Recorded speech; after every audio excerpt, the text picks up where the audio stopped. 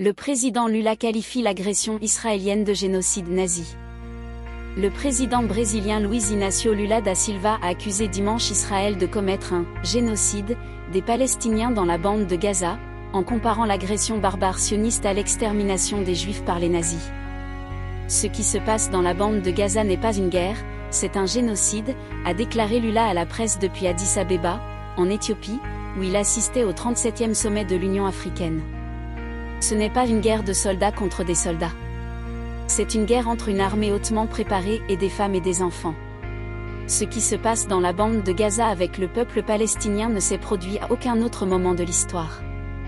En fait, cela s'est déjà produit, lorsqu'Hitler a décidé de tuer les Juifs, a martelé le dirigeant brésilien. Ces déclarations font partie des plus virulentes jamais formulées contre l'agression sauvage des forces israéliennes sur la population civile palestinienne à Gaza par le président Lula, éminente voix du Sud dont le pays assure actuellement la présidence tournante du G20. Le Premier ministre israélien a qualifié les propos du président brésilien de honteux et graves, et j'ai décidé avec le ministre des Affaires étrangères de convoquer immédiatement l'ambassadeur du Brésil en Israël pour le sermonner vivement, a réagi le Premier ministre Netanyahou.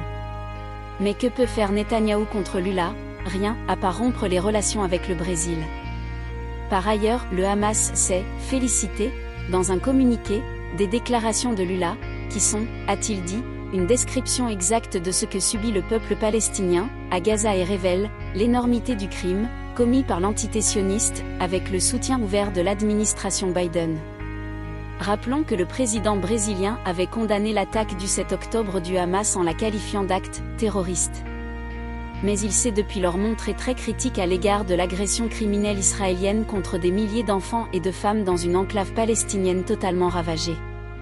Les bombardements et l'offensive terrestre menée depuis le 7 octobre par l'armée israélienne, soutenue par ses alliés occidentaux en hommes et en matériel, a fait au moins 30 000 morts, en majorité des femmes et enfants, selon le ministère palestinien de la Santé. Le président brésilien Lula a aussi critiqué les récentes décisions des donateurs occidentaux de suspendre leur financement de l'Agence des Nations Unies pour les réfugiés palestiniens, UNRWA, dont Israël a accusé 12 employés d'être impliqués dans l'attaque du Hamas.